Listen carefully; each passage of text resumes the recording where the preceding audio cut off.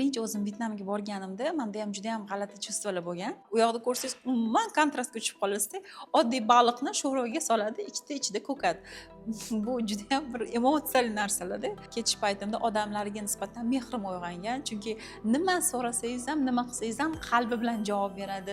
Kuladi sizga, qayerda nimadir qilish kerakmi, qanaqa qilish kerakmi, odamlar mehribon. Shunaqa zo'r ataylarni oldida qanaqadir o'zini bir kichkinagina biznesini qilib o'tiradida, o'shandan biror narsa so'rasangiz shunaqa bir narsa qilib javob beradi sizga.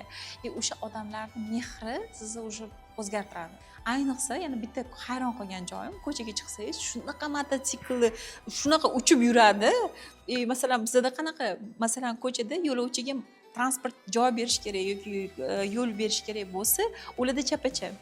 Siz ularga yo'l berishingiz kerak. Ular shu mototsiklning ichidan siz qo'lingizni ko'tarib turishingiz kerak.